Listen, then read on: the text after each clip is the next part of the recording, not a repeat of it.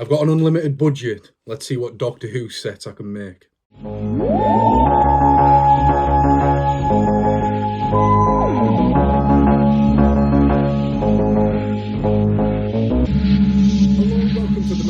YouTube channel. Today I'm going to be talking about my dream Doctor Who wave. Now, I have written rules for this video, so I have to give myself 4 3-packs, 2 packs of sets which must contain re-releases of pre-existing figures, 1 Tardis set, and 1 online exclusive set. And that's exactly what I'm going to do. Now, I haven't put a budget on anything. This is kind of one of those things where I am just giving ideas out and just talking about stuff that I'd kill to see in the line or released via B&M online or through character or just retailers in the future. Yeah, so I suppose we should just jump straight in and get into my first 3-pack. Quickly want to mention there is 3 classic series 3-packs and 1 modern set. Now each set is a enemies of set, so they include 3 figures. Mostly all of them contain 3 monsters that we haven't had in the line before, but this first one has 1 companion in, and it is a fours and friend of the second Doctor. This 3-pack contains a Wheel in Space Cyberman, the Yeti from the Web of Fear, and Jamie, which is arguably one of the most requested figures for a character to make in terms of the companions. It's crazy that we haven't had him yet. And the Wheel in Space Cyberman would be great to have because it would be the final classic Cyberman to have in the collection that we still need. There was a prototype made, but yeah, for some reason it just never came to be. So that is my first 3-pack. So the next 3-pack is the enemies of the third Doctor, and this set is clearly based on season 7. An amazing season, and yeah, I just would love it if we finally were able to complete every monster from that season, as it only does have the 4 stories. So the original Silurian, an ambassador from the Ambassadors of Death, and a Primoid from Inferno. Yeah, I would love to own this 3-pack if it was real. I think all 3 would make great figures. So my next 3-pack is called The Enemies of the 7th Doctor, and in this 3-pack we get a Tetrap, a Candyman figure. Now I know there's the whole thing with the copyright and the rights issues to the character and, you know, all that stuff that happened and whatnot, and a Hemovore from Fenric.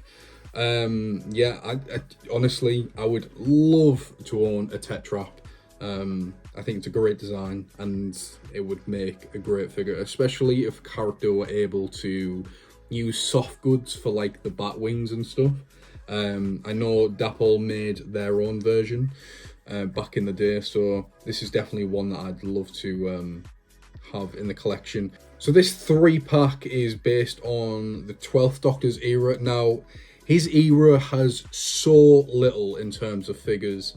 It was a no-brainer for me to kind of pick from that era to kind of go for, in terms of having some sort of representation, because everything from Christopher through to David to Matt essentially got covered within those first few years of the figure line and whatnot. So yeah, it's a shame we haven't really had anything for Capaldi.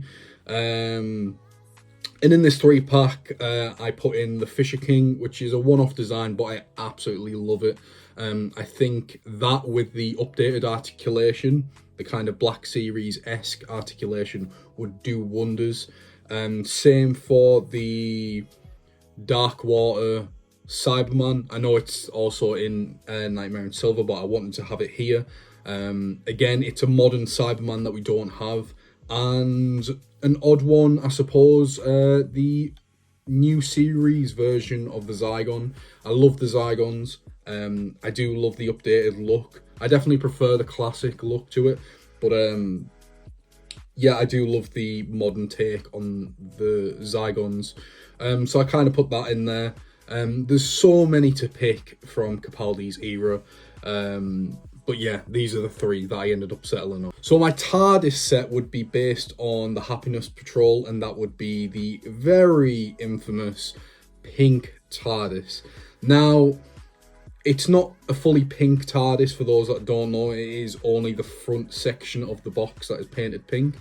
So whether that would be released as a fully pink TARDIS, or having it more screen accurate, just having the front pink and the rest blue. This would obviously just be a re-release of the 7th Doctor TARDIS release, God knows when, with a 7th Doctor figure.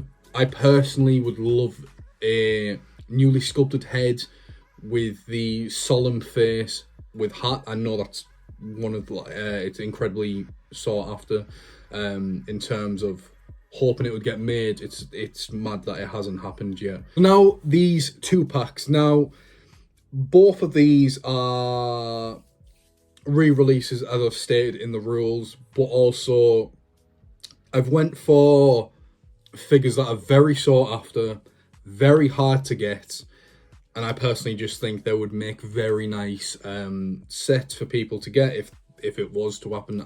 Obviously, I'm just saying this, but you know. So my first one is based on the Claws of Axos, and it would be a re-release of the Axon Man figure and the Axon. These are great figures. I love them, especially the Axon. And I know it's quite hard to get. It would just be nice to re-release such a big, chunky figure again, for those who missed out on it. So that is my first 2-pack. The second 2-pack would be... honestly, this would fly off shelves. It would be a re-release of the Special Weapons Dalek with a better paint job. So it's got a better wash to it, because I know both releases of it haven't really looked that great. I know the SFX version has the better paint, but even then it's not the greatest. So a nice black wash would do it wonders. And a re-release of the Destroyed Imperial Dalek. Again, that is another one that sells for crazy money on the secondary market. I was having a look the other night, because I was like, I would love that figure, but it's really not worth 200 plus on its own or anything. Or even with the Emperor Davros now, considering he's been released in the B&M stuff. But yeah, in terms of a 2-pack for 2 incredibly rare and sought after figures, I would do this. I've just realised my lighter's died. Oh, it's dying. It's dead.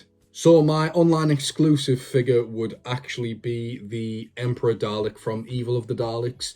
I just think as a standalone figure, whether that's an online exclusive or whatever, I think it would be great. You could price it at like, I don't know, 40 maybe, include lights. You could even do like a rotocast version and make it even cheaper.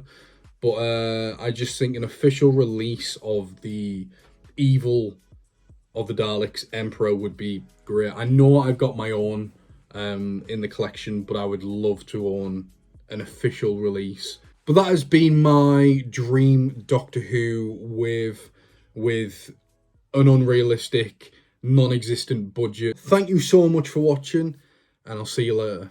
Bye.